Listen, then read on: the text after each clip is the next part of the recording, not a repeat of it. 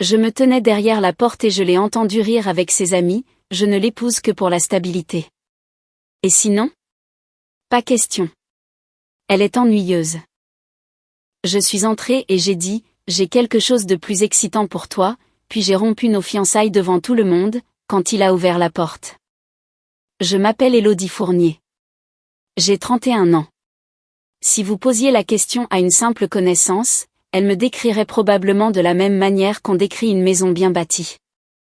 Solide, pratique, rien de tape à accent grave-l'œil, mais fiable. Le genre de femme dont on suppose qu'elle a sa vie bien en main. Non pas parce qu'elle est glamour, mais parce qu'elle ne flanche pas. Je travaille comme ingénieur en génie civil. Les ponts, plus précisément. Je conçois les parties que personne ne remarque, sauf si elles cèdent. Les calculs de charge, les points de tension, les redondances, ce travail ingrat qui permet à tout de tenir bon quand la pression monte. Ça me convient. Je gagne un salaire très confortable, proche des 100 000 € par an. Je suis propriétaire d'une maison de ville aux peintures neutres et d'un petit jardin arrière agressivement bien rangé. Je conduis une berline raisonnable qui est entièrement payée. J'ai un plan d'épargne retraite que je comprends vraiment et un tableau Excel qui suit mes dépenses jusqu'à la marque de café que je préfère. Je ne suis pas spontanée. Je ne suis pas chaotique. Je ne suis pas la femme qui oublie son portefeuille, rate des échéances administratives ou fait des sorties théâtrales. J'arrive à l'heure à chaque fois. Et jusqu'à récemment, je pensais que c'était quelque chose dont on pouvait être fier. J'ai rencontré Julien il y a 4 ans à la crémaillère d'un ami commun. Il était charmant sans effort, grand, confiant, le genre d'homme qui ne semblait jamais pressé, même quand il arrivait en retard. Il faisait des blagues facilement. Les gens gravitaient autour de lui sans réaliser pourquoi. Il m'a remarqué parce que je n'essayais pas d'être remarquée. « Tu es différente », m'a-t-il dit lors de notre 3e rendez-vous, comme si c'était un compliment. Différente des femmes bruyantes, impulsives, imprévisibles, différente des femmes qu'il avait blessées auparavant. Je n'ai pas demandé de détails. Je n'en avais pas besoin. J'ai pris cela comme la preuve que j'étais un territoire sûr. Avec le temps, c'est devenu notre dynamique tacite. Julien apportait l'excitation. J'apportais la stabilité. Il parlait de ses idées. Je faisais des plans. Il suivait ses sentiments. Je suivais les actions jusqu'au bout. Quand il oubliait de régler l'addition au restaurant, je m'en occupais. Quand sa situation professionnelle devenait compliquée, mes économies comblaient le vide. Quand son humeur changeait, je restais stable. Je me disais que les relations étaient une question d'équilibre. Que toutes les histoires d'amour n'avaient pas besoin de feux d'artifice. Que peut-être ce partenariat calme et adulte était ce à quoi ressemblait vraiment l'amour durable. Nous nous sommes fiancés il y a 11 mois. La demande n'était pas spectaculaire. Pas de foule, pas d'éclat, juste un dîner tranquille à la maison. Des bougies que j'avais achetées, un repas que j'avais cuisiné, et une bague pour laquelle il a avoué avoir stressé pendant des semaines parce qu'il ne voulait pas se tromper. Quand il a posé un genou à terre, il a semblé soulagé avant de sembler heureux. Je l'ai remarqué. Je me suis dit que ça n'avait pas d'importance. Le mariage était prévu dans 3 semaines. Tout était réservé. Le lieu de réception, le traiteur, le photographe, le DJ, les faire-part envoyés, la lune de miel payée. Mon agenda était un champ de mines de rappels codés par couleur et de virements bancaires finaux. Nous étions dans la phase des derniers détails, la phase dont tout le monde vous prévient, où le stress monte en flèche et où les esprits s'échauffent. Les amis de Julien plaisantaient en disant qu'il avait de la chance de m'avoir pour garder tout sur les rails. Il ne les contredisait pas. Samedi dernier, il avait invité ses témoins pour ce qu'il appelait une soirée détendue. Des costumes suspendus dans des housses, de la bière sur le comptoir de la cuisine, de la musique jouant juste assez fort pour donner l'impression de passer un bon moment. Je devais être chez ma sœur à l'autre bout de la ville pour l'aider à monter une étagère qui, selon elle, n'avait pas été livrée avec des instructions claires. Je suis partie précipitamment, parcourant mentalement ma liste de choses à faire pour la semaine à venir. À mi-chemin, j'ai réalisé que j'avais oublié mon portefeuille avec mes papiers. J'ai failli continuer, j'ai failli. Mais des habitudes comme les miennes ne permettent pas de laisser des choses en suspens. J'ai fait demi-tour.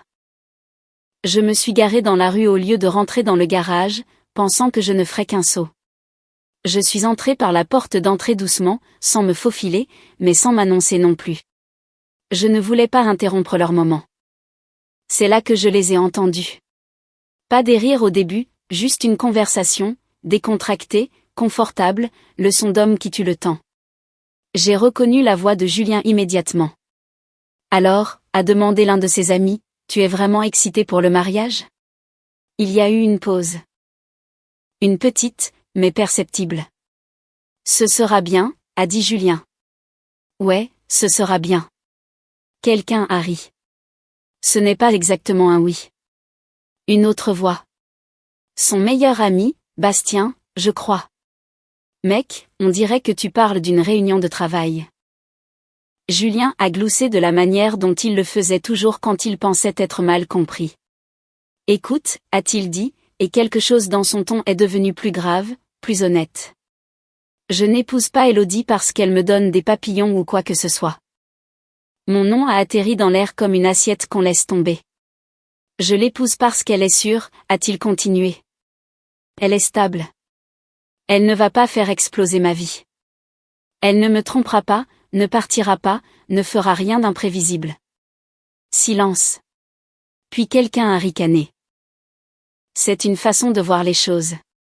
Julien a continué, s'échauffant sur son sujet. Les femmes excitantes, a-t-il dit, elles sont amusantes jusqu'à ce qu'elles te ruinent. Élodie ne me ruinera pas. Elle est juste là.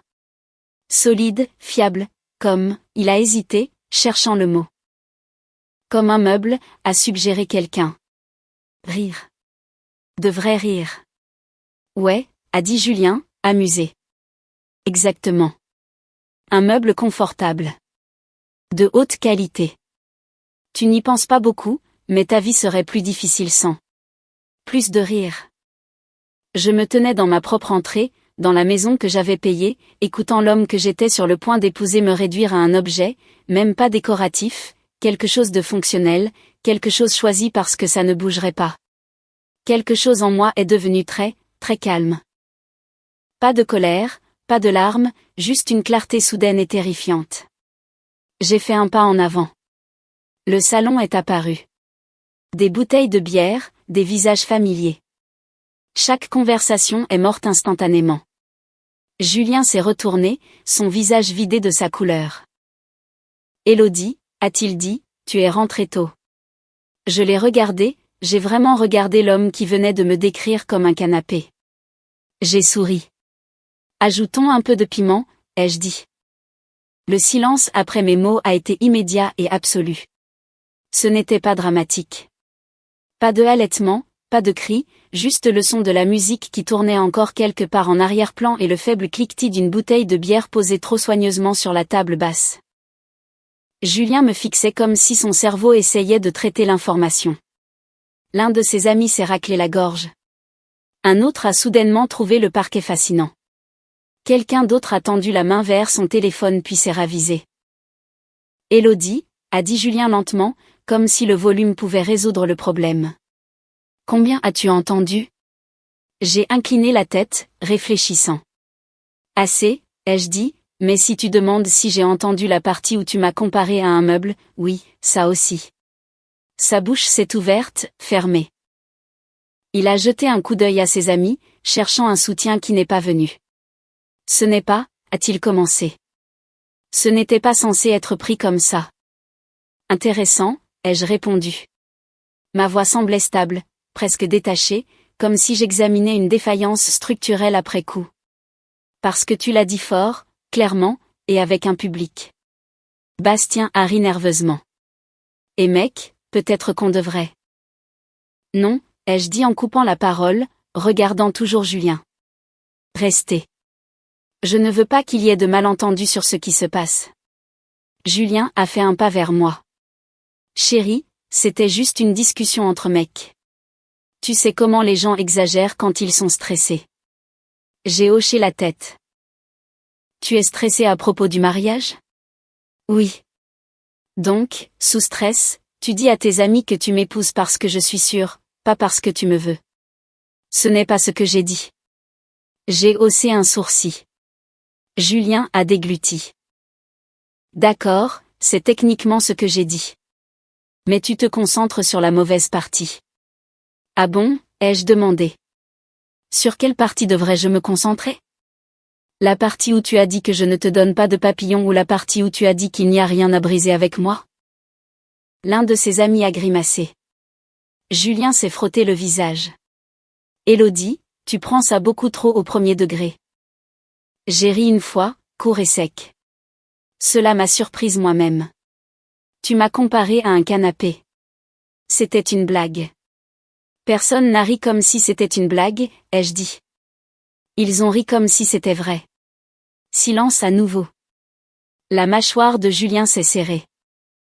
Tu vas vraiment faire ça maintenant, devant tout le monde?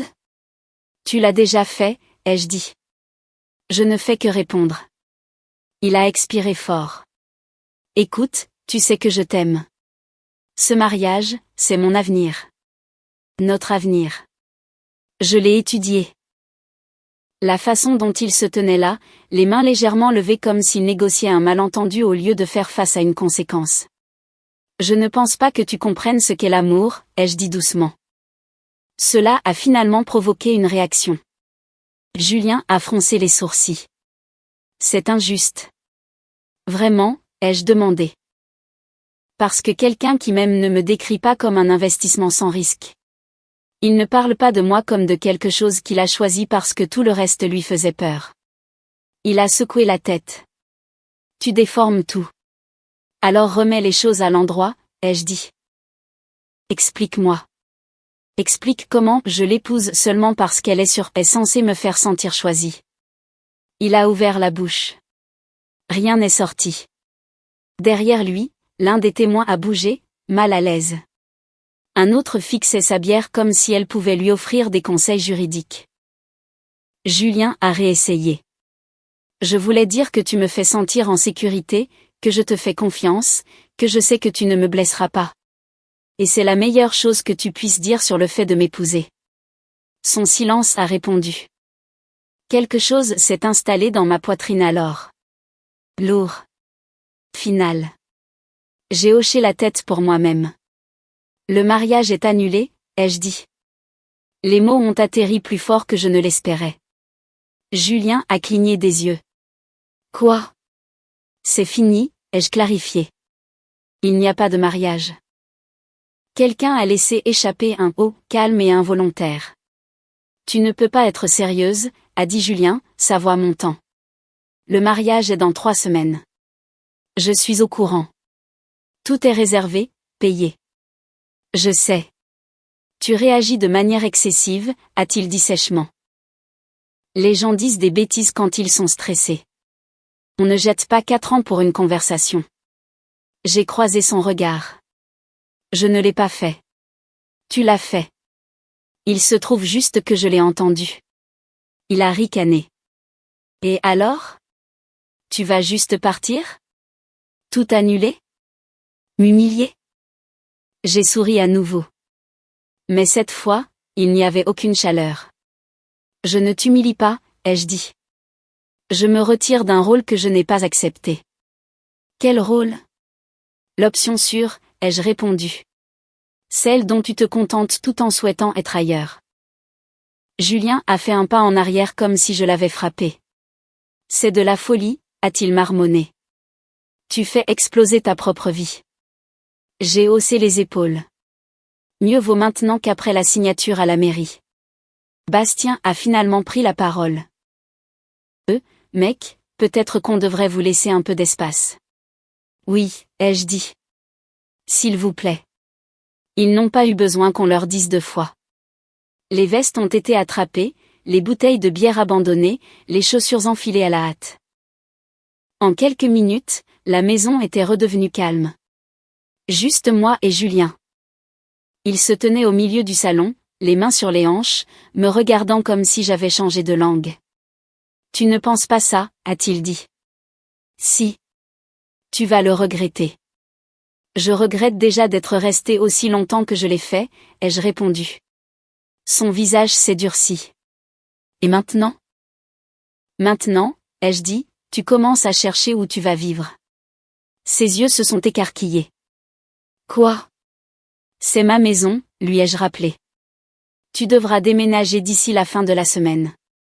Ce n'est pas juste. Être comparé à un meuble ne l'est pas non plus, ai-je dit. Il me fixait, stupéfait. Je me suis tourné vers l'escalier. J'ai oublié pourquoi j'étais revenu, ai-je ajouté. Je prends mon portefeuille. Quand je redescendrai, j'aimerais que tu sois parti, ou du moins silencieux. Je suis monté à l'étage avant qu'il ne puisse répondre. Derrière moi, la maison semblait différente, plus légère, comme si quelque chose de malsain avait enfin été exposé à l'air libre. J'ai trouvé mon portefeuille sur la table de nuit, exactement là où je l'avais laissé. Je l'ai ramassé, j'ai jeté un dernier coup d'œil à la chambre que nous avions partagée, et j'ai réalisé quelque chose qui aurait dû me terrifier. Je ne ressentais rien. Quand je suis redescendu, Julien était toujours debout dans le salon. Il n'avait pas bougé.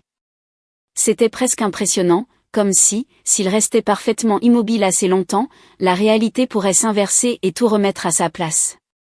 Le costume était toujours accroché au mur. La bière à moitié vide était toujours sur le comptoir.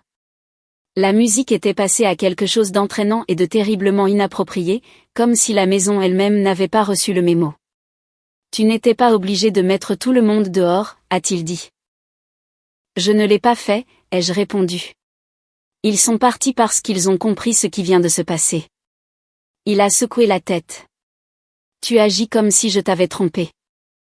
J'aurais aimé que tu l'aies fait, ai-je dit calmement. Ça aurait été plus facile. Il a froncé les sourcils. Qu'est-ce que ça veut dire? Ça veut dire que l'infidélité a une forme concrète, ai-je dit. Les gens la comprennent. Ça? J'ai fait un geste vague entre nous. C'est plus difficile à expliquer. Tu n'as pas couché avec quelqu'un d'autre.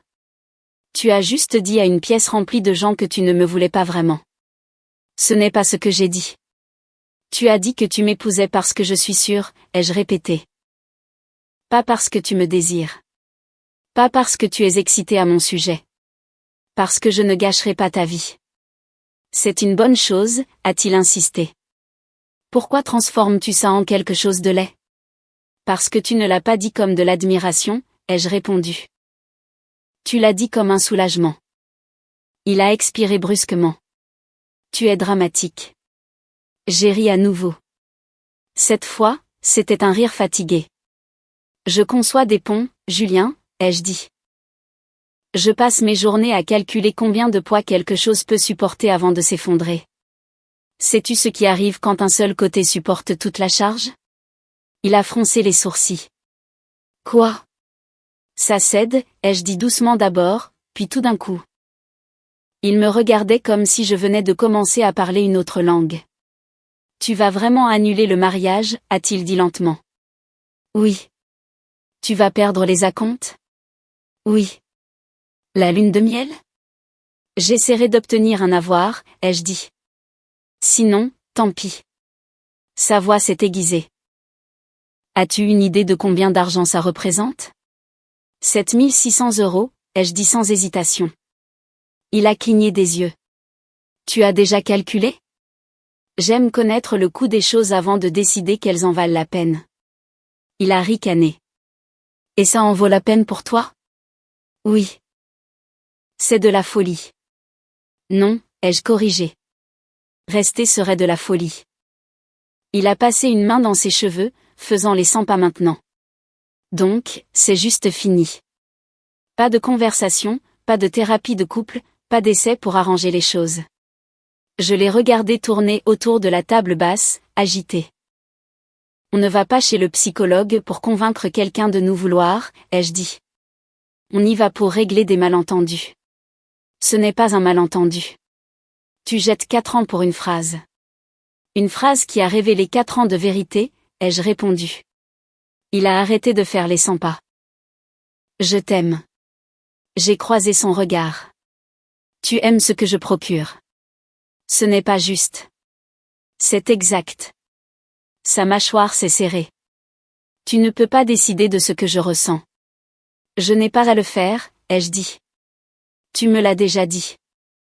Pendant un moment, il a semblé vouloir argumenter à nouveau. Puis quelque chose a changé. Ses épaules se sont affaissées. Sa voix s'est adoucie. Élodie, a-t-il dit doucement. Tu es la meilleure chose qui me soit jamais arrivée. J'ai étudié son visage, la sincérité, la peur qui s'insinuait sur les bords. Alors pourquoi as-tu parlé de moi comme si je n'étais même pas dans la pièce, ai-je demandé. Il n'a pas répondu. J'ai hoché la tête. J'appellerai les prestataires demain. Je pense que tu devrais appeler ta famille ce soir. Pourquoi? Pour expliquer pourquoi le mariage est annulé, ai-je répondu. Dis-leur ce qui t'aide à dormir. Que j'ai réagi de manière excessive. Que j'ai pris peur. Que j'ai mal compris. Il m'a fixé. Tu te fiches de ce qu'ils pensent. Je me soucie de ce que je sais, ai-je dit. Et je sais que quelqu'un qui m'aime ne me décrit pas comme une police d'assurance. Il a ricané amèrement. Alors, tu es parfaite maintenant? Non, ai-je dit, j'ai fini. Il a regardé autour de la maison que je possédais, la vie dans laquelle il s'était glissé sans jamais s'engager pleinement. Tu vas regretter ça, a-t-il dit encore, plus doucement maintenant. Peut-être, ai-je répondu, mais je ne regretterai pas de rester quelque part où je ne suis pas désiré. J'ai attrapé mes clés sur le comptoir. Où vas-tu, a-t-il demandé. Chez ma sœur, ai-je dit, je reviendrai demain. Je m'attends à ce que tu commences à faire tes cartons. C'est froid. Je me suis arrêté à la porte. Non, ai-je dit, c'est de la clarté. Tu confonds juste ça avec de la froideur parce que ça ne supplie pas. Je suis sorti avant qu'il ne puisse répondre. La porte s'est refermée derrière moi avec un déclic doux. Pas un claquement, juste le son de quelque chose qui se termine exactement quand il le fallait. Je n'ai pas beaucoup dormi cette nuit-là, pas parce que je paniquais ou que je repassais la conversation en boucle. Je l'avais déjà archivé dans ma tête, classé sous défaillance structurelle, cause identifiée. Ce qui m'a tenu éveillé, c'était le calme inconnu en moi. L'absence de doute. Le calme étrange qui suit une décision que l'on ne réalisait pas avoir préparée depuis des années.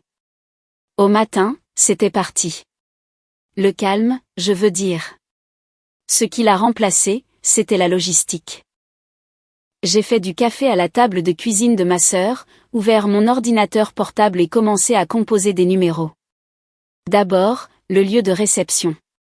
Je connaissais déjà la réponse avant même que la coordinatrice ait fini ses formules de politesse désolée. Non remboursable. L'acompte était perdu.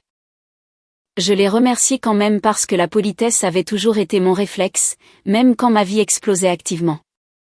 Puis le traiteur, même histoire. Fleuriste, DJ, photographe. Chaque appel enlevait un autre morceau de l'avenir que j'avais prévu, méthodiquement démonté comme un échafaudage après l'abandon d'un projet. À midi, j'avais le total, 7600 €. Je l'ai noté dans mon tableau parce que c'est comme ça que mon cerveau fonctionnait. Les chiffres rendaient les choses tangibles, gérables. Si je pouvais quantifier les dégâts, je pouvais avancer. Ma sœur m'observait de l'autre côté de la table, les bras croisés. Ça va, a-t-elle demandé prudemment. Ça ira, ai-je dit. Elle n'a pas insisté. Elle me connaissait assez bien pour comprendre que quand je devenais silencieuse comme ça, cela signifiait que la décision était déjà prise et bétonnée. Je suis rentrée chez moi cet après-midi-là. La voiture de Julien était toujours devant le garage. À l'intérieur, la maison sentait légèrement la bière et quelque chose de plus piquant. La panique, peut-être. Il était assis sur le canapé, les coudes sur les genoux, fixant son téléphone comme s'il pouvait délivrer un miracle.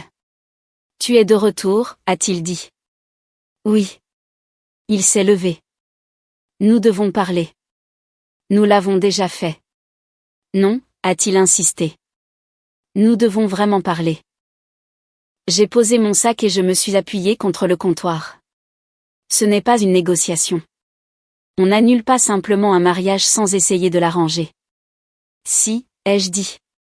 Si la chose qui est cassée est la fondation. Il a froncé les sourcils. Tu es encore dramatique. J'ai souri faiblement. C'est intéressant parce que tu m'as traité d'ennuyeuse hier soir. Ce n'est pas. Julien, les jeux interrompus. Je ne suis pas là pour débattre de sémantique. Je suis là pour te dire ce qui se passe. Il a croisé les bras. C'est-à-dire? Tu déménages, ai-je dit. D'ici la fin de la semaine. Ses yeux se sont écarquillés. Tu ne peux pas simplement me mettre dehors. C'est ma maison, ai-je dit uniformément. Je peux. C'est sans cœur. Non, ai-je répondu. Sans cœur, c'était de me traiter de meuble. Il me regardait comme s'il me voyait pour la première fois, comme si la version de moi qui absorbait tout tranquillement avait enfin été remplacée par quelque chose de moins pratique. Mon père vient ce soir, a-t-il dit après un moment, pour m'aider à faire mes cartons. C'est très bien. Il a hésité. Il veut te parler. Moi non. Ce soir-là, son père est arrivé dans une camionnette. Poli, mal à l'aise, le genre d'homme qui serrait fermement la main et évitait le contact visuel quand les choses allaient mal. Il a tendu la main. Je l'ai regardé, puis je l'ai regardé. Sans vouloir vous manquer de respect, ai-je dit, mais je ne suis pas d'humeur. Il a hoché la tête lentement, laissant retomber sa main le long de son corps. Je comprends. Ils ont fait leur carton en silence. Des boîtes, des sacs, une moitié de vie, soudainement transportable. Julien a essayé de me parler 2 fois. Les 2 fois, je suis montée à l'étage. Quand ils ont eu presque fini, il s'est tenu au bas de l'escalier et a attendu. C'est vraiment ça, a-t-il dit. Tu fais vraiment ça. Tu l'as déjà fait, ai-je répondu depuis le palier. Je ne fais que répondre. Je t'aime, a-t-il dit à nouveau, le désespoir s'infiltrant dans sa voix maintenant. Je l'ai regardé d'en haut. Tu aimes ce que je procure, ai-je dit. Ce n'est pas la même chose. Son visage s'est décomposé. Son père a posé une main sur son épaule et l'a guidé vers la sortie. La porte s'est fermée. Je n'ai pas ressenti de soulagement. Je n'ai pas ressenti de triomphe. Je n'ai pas ressenti de chagrin non plus. Je me sentais vide. Et cela m'a effrayé plus que tout le reste. Le calme n'a pas duré. Il ne dure jamais. Il était à peine 8h30 le lendemain matin quand mon téléphone a sonné. J'étais debout dans la cuisine, fixant l'espace vide où la tasse de café de Julien avait l'habitude d'être, essayant de décider si je voulais des œufs ou juste plus de caféine. L'écran m'a dit tout ce que j'avais besoin de savoir. Sa mère. J'ai laissé sonner 2 fois avant de répondre. Allô. Elle ne s'est pas embarrassée de salutations. Tu dois arranger ça. J'ai fermé les yeux. Je ne suis pas sûre de ce que vous pensez qui est cassé, ai-je dit prudemment, mais je n'en suis pas la cause. Mon fils, elle s'est arrêtée, a corrigé le tir. Julien est dévasté. Il n'a pas dormi. Il n'a pas mangé. Il est hors de lui.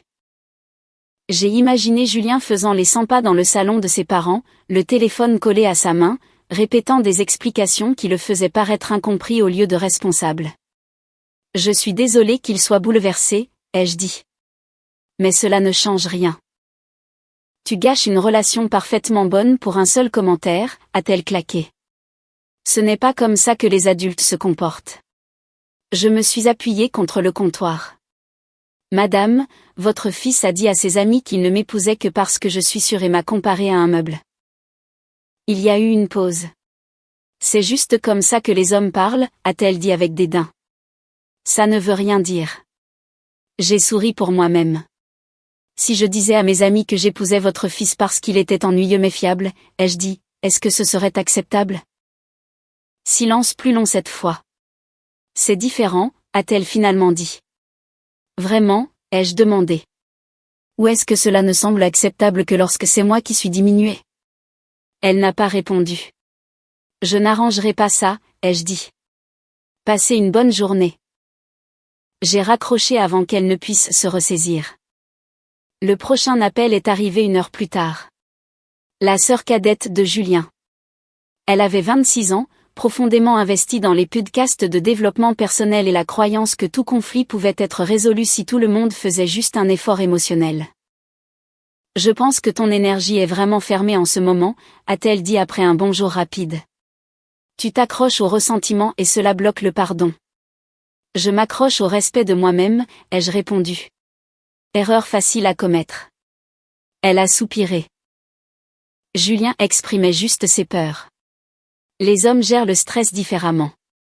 Les ponts aussi, ai-je dit.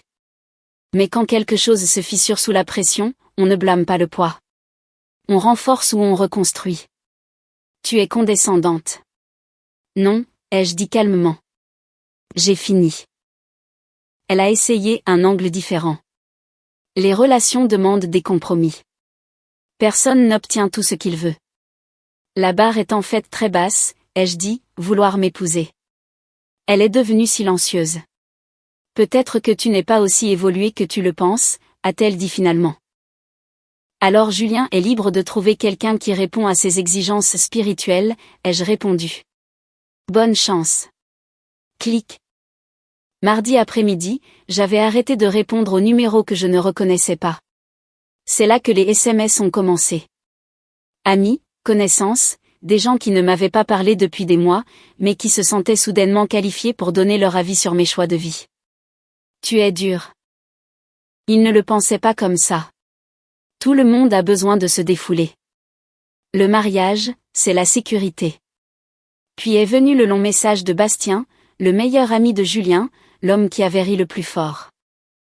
C'étaient des paragraphes, des excuses enveloppées dans des justifications, de l'inquiétude déguisée en réprimande. Il écrivait sur le stress, sur le contexte, sur le fait que était en fait un compliment, sur le fait que la plupart des femmes tueraient pour entendre ça de leur partenaire.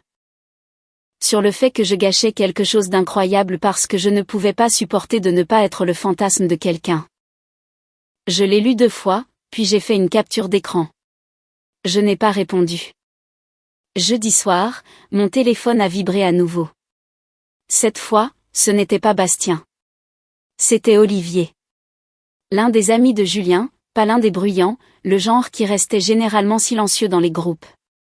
J'ai fixé le nom pendant un long moment avant de répondre.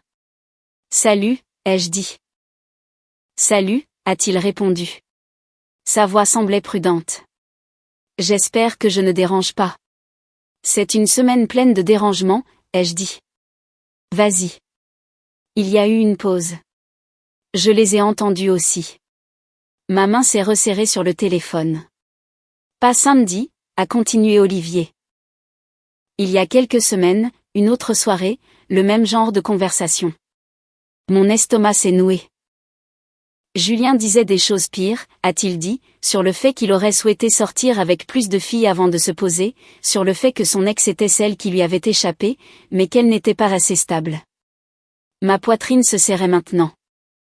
Il parlait du mariage comme d'une transaction, a dit Olivier doucement. Pas d'un mariage. J'ai fermé les yeux. Je n'ai rien dit parce que je ne pensais pas que c'était ma place, a-t-il ajouté. Mais après samedi et après avoir entendu comment certains des gars le défendaient, j'ai réalisé qu'ils pensent tous que c'est normal. Ce ne l'est pas, ai-je dit. Non, a-t-il convenu. Ça ne l'est vraiment pas. Il y a eu une pause. Je suis désolé que tu aies dû l'apprendre comme ça, a dit Olivier. Merci de me l'avoir dit, ai-je répondu. Quand j'ai raccroché, quelque chose en moi s'est desserré. Pas guéri, mais validé. Quelque part dans la maison, mon téléphone a vibré à nouveau. Julien. Je l'ai laissé aller sur messagerie. Julien n'arrêtait pas d'appeler. Au début, c'était presque poli. Des messages vocaux laissés avec un espacement soigneux entre eux, comme s'il essayait de paraître raisonnable, même pour une machine. Élodie. Et, c'est moi. Je pense juste que nous devrions parler face à face. Ça a dérapé très vite. 1 heure plus tard, je sais que tu es énervé. Je comprends ça. Mais 4 ans ne disparaissent pas à cause d'une conversation stupide. À la fin de la journée, le ton a changé. C'est de la folie, a-t-il dit dans le 3e message. Tu prends des décisions permanentes basées sur quelque chose que tu as entendu hors contexte. Hors contexte. Cette phrase est devenue son bouclier. Chaque fois qu'il l'utilisait, j'imaginais le salon, les rires, la facilité avec laquelle il avait prononcé mon nom comme si je n'étais pas une personne mais une catégorie. Je n'ai pas répondu. Jour 2. Les appels sont arrivés plus tôt. S'il te plaît, appelle-moi, a-t-il dit. Je dois expliquer. Puis, mes parents posent des questions. Tout le monde a déjà posé ses congés pour le mariage. Le soir, tu m'affiches. Celui-là a atterri différemment. Non pas parce que ça faisait mal, mais parce que cela clarifiait quelque chose que je n'avais pas encore pleinement articulé. Il ne s'agissait pas de me perdre. Il s'agissait de perdre l'histoire. La fiancée respectable, l'avenir stable, la femme qui le faisait paraître posée et sûre. Mercredi matin, je me suis réveillée avec un SMS au lieu d'un message vocal. Je t'ai choisi. Je l'ai fixé pendant un long moment. Le mot « choisi » était là comme s'il était censé signifier quelque chose de généreux, comme si c'était un cadeau dont je devrais être reconnaissante au lieu d'un aveu. J'ai tapé une réponse, l'ai effacée, et tapé à nouveau. Finalement, j'ai envoyé « Tu as choisi un meuble ». Les meubles ne répondent pas aux SMS. Mesquin? Absolument. Satisfaisant? Plus que je ne l'espérais. En milieu de semaine, le récit avait changé. J'ai commencé à l'entendre indirectement. Des amis communs demandant à ma sœur si j'allais bien. Des collègues mentionnant prudemment qu'ils étaient désolés que les choses n'aient pas marché. La formulation était révélatrice. N'ait pas marché, comme si cela avait été mutuel, comme si nous nous étions éloignés au lieu d'exploser à l'impact. Puis est venu le message qui l'a confirmé, d'une femme que je connaissais à peine, la femme du cousin de Julien. C'était long, réfléchi, moralisateur. Elle écrivait sur le pardon, sur le fait que personne n'est parfait, sur le fait que les relations nécessitent de la grâce, sur le fait que je tenais Julien à une norme impossible qu'aucune femme ne pourrait atteindre. J'ai répondu par une phrase, la norme est de vouloir m'épouser. Elle n'a pas répondu. L'aspect financier a suivi rapidement. Une lettre recommandée est arrivée par la poste le vendredi. Pas d'un avocat, mais rédigée comme une mise en demeure. C'était du père de Julien. Il voulait un remboursement. Les réservations d'hôtel pour la famille, les retouches de costumes, l'acompte de l'enterrement de vie de garçon, le dîner de répétition, un total de 1 200 €. Je l'ai lu une fois, puis encore. Puis j'ai répondu par une seule ligne, votre fils a mis fin à cette relation en exprimant qu'il se contentait de moi, ses choix, ses conséquences. Je n'ai jamais eu de réponse. Samedi aurait dû être le début de notre compte à rebours final. Au lieu de cela, je l'ai passé à retourner des articles de location et à annuler des rendez-vous. La fleuriste semblait sincèrement triste. Le DJ semblait soulagé. Ce soir-là, j'ai commandé un repas thaïlandais et je l'ai mangé seul sur le canapé. Le même canapé que Julien avait un jour plaisanté vouloir remplacer une fois que les choses seraient plus excitantes. J'ai failli rire. 6 jours plus tard, c'est arrivé. J'étais au supermarché, debout dans le rayon céréales, essayant de décider entre 2 sortes de muesli dont je me fichais éperdument. Et puis, Élodie. J'ai levé les yeux.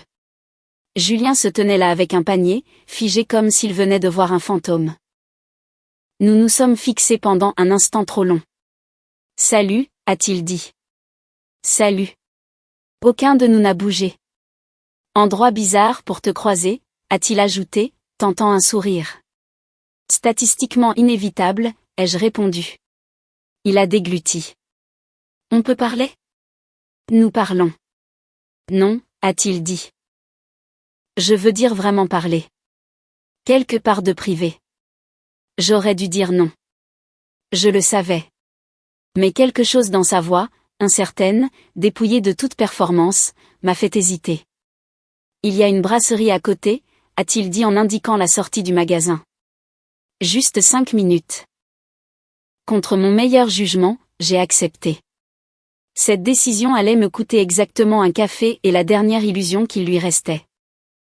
Nous nous sommes assis sur une banquette dans un coin tranquille, la vapeur s'élevant entre nous. Je suis désolé, a-t-il dit immédiatement. Je sais que ça ne répare rien, mais j'ai besoin que tu saches que je suis désolé. De quoi, ai-je demandé. De t'avoir blessé. C'est vague, ai-je dit. Et c'est encore. Il a froncé les sourcils. De ce que j'ai dit. Quelle partie? Le truc du meuble. Et, ai-je insisté. Il a hésité. J'ai attendu. Qu'en est-il de la partie où tu as dit que je ne t'inspire aucun sentiment réel, ai-je demandé doucement. Qu'en est-il d'avoir dit qu'il n'y a rien à briser parce que je suis si ennuyeuse que je ne peux même pas causer de chagrin d'amour? Je ne l'ai pas dit comme ça. Tu l'as sous-entendu, ai-je dit. Et tu les as laissés rire. Il a fixé sa tasse. Je me défoulais, a-t-il dit finalement. Le mariage était accablant. J'étais stressée. Donc, quand tu es stressé, ai-je dit, tu dénigres la personne que tu es sur le point d'épouser. Ce n'est pas juste. Ce n'est pas juste de l'entendre non plus. Il s'est frotté le visage. Je ne le pensais pas de la façon dont ça a sonné. Alors, comment le pensais-tu, ai-je demandé. Explique-moi. J'attends depuis des semaines. Il a levé les yeux, le regard vitreux. Je voulais juste dire que tu es stable, a-t-il dit. Que je peux compter sur toi. Que tu ne me blesseras pas comme mon ex l'a fait. Et la partie excitante? Il a expiré lentement. Parfois, les papillons me manquent, l'incertitude, le frisson. Ça y était. Mais ça ne veut pas dire que je ne t'aime pas, a-t-il ajouté rapidement. Si, ça le veut dire, ai-je dit. Il m'a fixé. Tu ne m'aimes pas, ai-je continué. Tu aimes la vie que je procure. La sécurité, la stabilité, le confort. Si tu m'aimais, être avec moi te semblerait excitant. Ça ne te manquerait pas. Ce n'est pas juste, a-t-il chuchoté. La vie n'est pas juste, ai-je dit. Découvrir qu'on est un plan de secours non plus. Il s'est essuyé les yeux. Alors c'est tout. C'était fini au moment où tu as prononcé ces mots, ai-je répondu. Je n'ai fait que l'officialiser. Qu'est-ce que je suis censé faire maintenant, a-t-il demandé. Le mariage était mon rêve. C'était censé être mon année. Et voilà. Mon rêve. Mon année. Pas notre avenir. C'est à toi de voir, ai-je dit. Je me suis levée, j'ai laissé mon café intact et je suis sortie. Derrière moi, il n'a pas suivi. Pour la première fois, je ne me sentais pas vide. Je me sentais résolue. La date du mariage est arrivée et est passée sans cérémonie. Pas de robe blanche, pas de vœux, pas de musique soigneusement chronométrée. Juste un mardi normal qui semblait plus lourd qu'il n'aurait dû. J'ai passé cette matinée à retourner des cadeaux. Les cadeaux physiques d'abord, des cartons empilés dans le couloir, des étiquettes de retour imprimées, des mots de remerciement réécrits en quelque chose de plus neutre. Changement de plan. Merci de votre compréhension.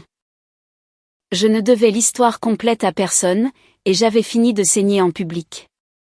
Les cadeaux numériques ont suivi. Confirmation de lune de miel, lien de liste de mariage, invitation de calendrier discrètement supprimée.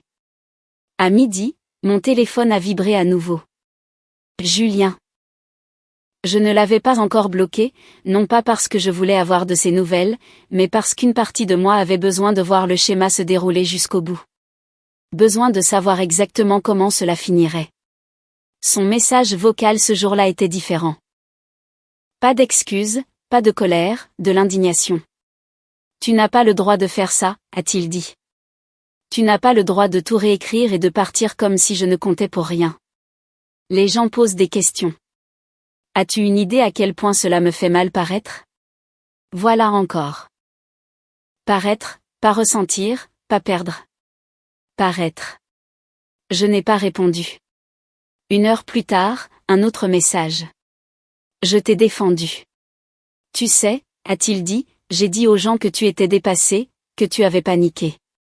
J'ai essayé de te protéger. Me protéger de quoi? De la vérité. À la fin de la semaine, l'histoire avait pris une vie propre. J'en ai entendu des versions par des tiers, filtrées, adoucies, tordues en quelque chose de plus facile à avaler. Apparemment, j'avais eu la trouille. Apparemment, j'étais émotionnellement indisponible. Apparemment, j'avais saboté une bonne chose parce que j'avais peur de l'engagement.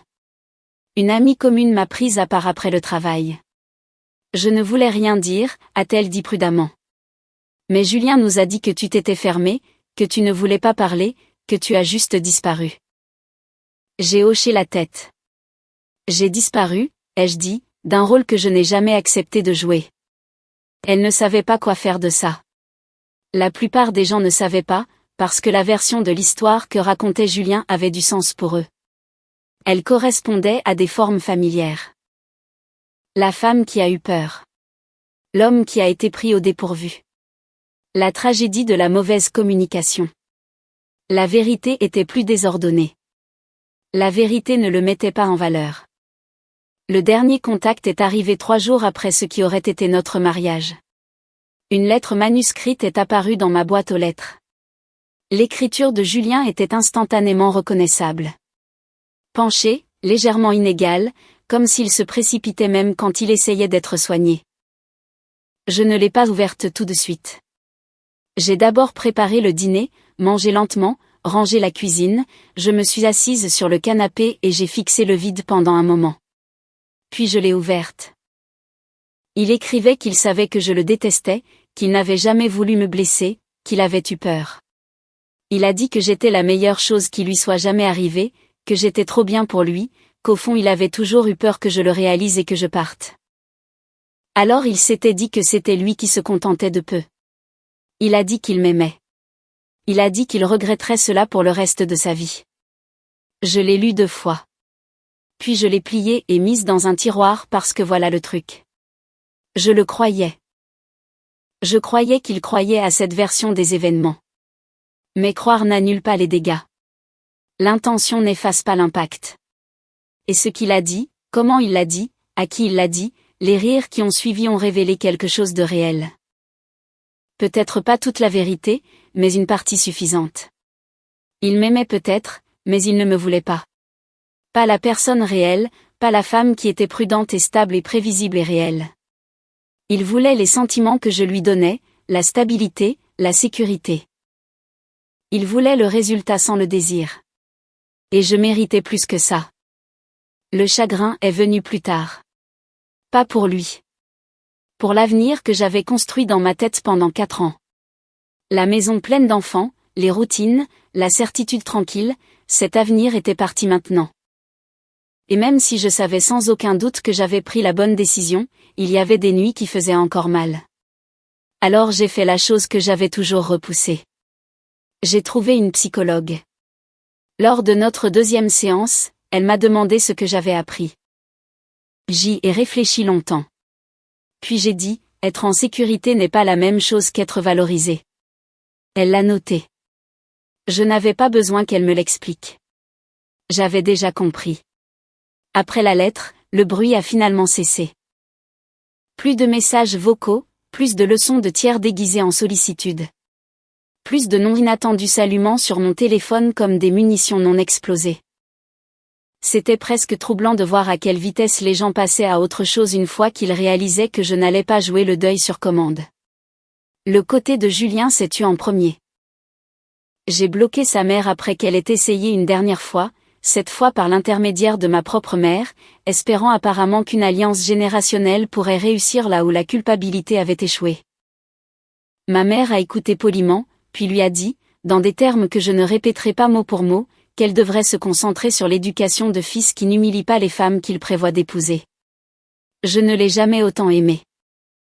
Quelques amitiés n'ont pas survécu aux retombées, celles qui exigeaient que je doute de moi-même pour maintenir la paix se sont estompées naturellement. Certaines personnes ont cessé de m'inviter à des soirées. D'autres ont fait des pieds et des mains pour me rassurer sur le fait qu'elles étaient neutres, comme si la neutralité était une position morale élevée au lieu d'une commodité. Je les ai laissés partir. Les gens qui comptaient sont restés. Ma sœur, mes parents, 2 collègues qui m'apportaient du café sans poser de questions, et de manière inattendue, Olivier. Nous ne sommes pas devenus proches du jour au lendemain. Il n'y a pas eu de rapprochement forcé. Pas de traumatisme partagé transformé en intimité instantanée. Mais nous nous sommes croisés quelquefois. Au barbecue d'un ami commun, puis plus tard à une soirée quiz avec des cercles qui se chevauchaient. Un soir, autour d'une bière et de mauvaises questions de culture générale, il a dit quelque chose qui est resté. J'ai coupé les ponts avec Bastien, a dit Olivier avec désinvolture, comme s'il mentionnait un changement de temps. Je l'ai regardé. À cause de... Parce que s'il pensait que ce que Julien a dit était normal, a répondu Olivier, je ne pouvais pas faire confiance à ce qu'il pouvait dire sur moi quand je n'étais pas là. J'ai hoché la tête. C'est logique, ai-je dit. Cela faisait du bien de savoir que la vérité ne m'avait pas seulement libéré moi. Le travail est devenu mon encre. Il y a quelque chose de rassurant à résoudre des problèmes qui se comportent logiquement. Les forces vont là où la physique dit qu'elles iront. Les structures échouent pour des raisons identifiables. La responsabilité existe. Je me suis jeté dans un nouveau projet. De longues journées, des examens méticuleux, des visites de chantier où personne ne se souciait de ma vie personnelle, seulement de savoir si les calculs de charge tenaient. Ils tenaient. Et moi aussi. Certaines nuits, je ressentais encore la douleur, la vie fantôme qui a failli être, la mémoire musculaire de planifier pour deux. Mais ce n'était plus constant. Cela venait par vagues. Et chaque vague passait plus vite que la précédente. Un après-midi, ma psychologue m'a posé une question qui m'a prise au dépourvu. Si Julien revenait demain, a-t-elle dit, et disait tout ce qu'il faut, prenait ses responsabilités, faisait preuve de lucidité, promettait de changer, que feriez-vous? Je n'ai pas répondu immédiatement. Je l'ai imaginé debout dans mon salon à nouveau, les mains ouvertes, la voix prudente, des excuses polies par la réflexion. Puis j'ai imaginé la version précédente de moi-même, celle qui se serait penchée vers lui, qui se serait adoucie, qui aurait essayé de faire en sorte que ça marche. J'ai secoué la tête. Je croirais qu'il est sincère, ai-je dit lentement. Et je dirais quand même non. Pourquoi? Parce que me vouloir seulement après m'avoir perdu n'est pas la même chose que me vouloir, ai-je répondu. Elle a souri. Cette réponse a ressemblé à un progrès. À l'anniversaire de ce qui aurait été notre mariage, un mois plus tard, j'ai fait quelque chose de petit et délibéré. J'ai pris ma journée, non pas pour faire le deuil, pour la reconquérir. Je suis allée faire une longue promenade. Je me suis acheté un déjeuner dans un endroit que Julien disait toujours être trop ennuyeux. Je me suis assise près de la vitrine et j'ai regardé les gens traverser leur vie sans remarquer la mienne. C'était paisible.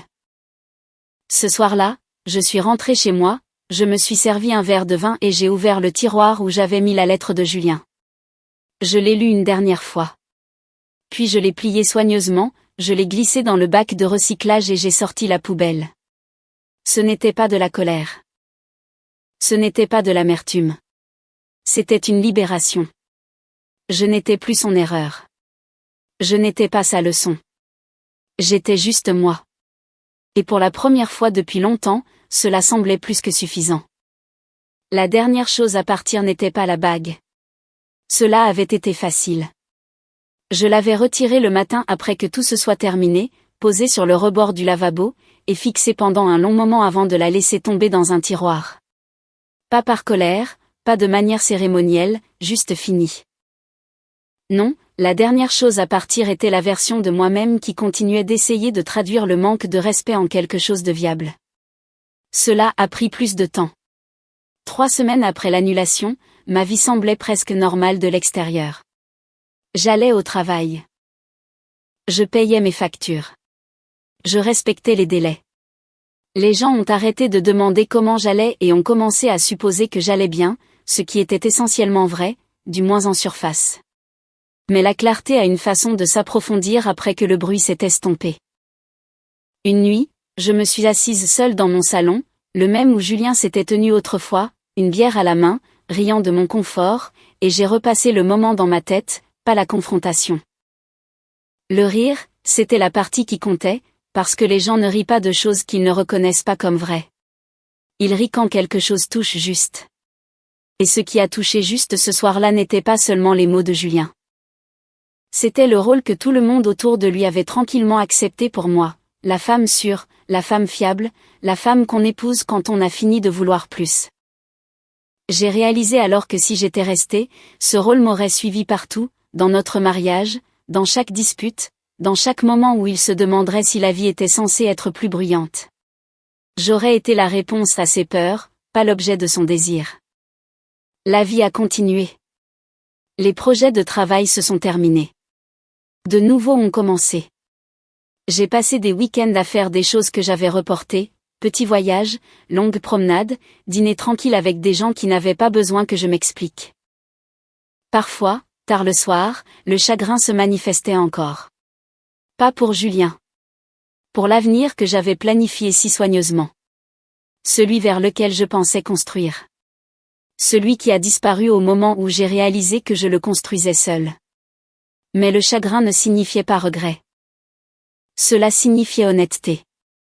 Voici ce que je sais maintenant. Être en sécurité n'est pas la même chose qu'être choisi. Être fiable n'est pas la même chose qu'être désiré. Et être bien sur le papier n'a aucun sens si quelqu'un vous lit comme un compromis. Je ne suis pas un meuble. Je ne suis pas un plan de secours. Je ne suis pas un prix de consolation. Je suis une femme qui conçoit des ponts, qui est présente, qui écoute, qui construit des choses faites pour durer. Quelque part, ce ne sera pas quelque chose dont un homme se contentera. Ce sera exactement ce qu'il voudra. D'ici là, je continuerai à vivre ma vie stable, prévisible et tranquillement puissante. Il s'avère qu'elle me convient parfaitement. Commentaire, parfois, la décision la plus difficile à prendre est aussi celle qui nous sauve la vie. Il est essentiel de reconnaître notre propre valeur, même lorsque les autres tentent de la diminuer ou de la réduire à une simple fonction utilitaire. Être un refuge pour quelqu'un est une qualité magnifique, mais cela ne doit jamais signifier devenir une option de confort par défaut. Vous méritez d'être choisi pour qui vous êtes vraiment, avec passion et avec un respect total, et non par simple commodité ou par peur de la solitude. Avoir le courage de poser des limites claires et de quitter une situation qui ne vous honore pas est la plus grande preuve d'amour envers soi-même. N'oubliez jamais que votre stabilité et votre fiabilité sont des forces précieuses, et non des défauts ennuyeux. La guérison ne consiste pas seulement à tourner la page, mais à reconstruire sa vie sur des bases saines et honnêtes. Ne laissez jamais la peur de l'inconnu vous retenir dans un endroit où l'on ne vous apprécie pas à votre juste valeur. Apprenez à écouter votre intuition quand elle vous murmure que vous méritez mieux, car elle a souvent raison. La paix intérieure que l'on ressent en s'alignant enfin sur ses propres valeurs vaut tous les sacrifices du monde. Cette histoire vous a plu ? Laissez un commentaire et abonnez-vous pour soutenir la chaîne. D'autres histoires arrivent bientôt.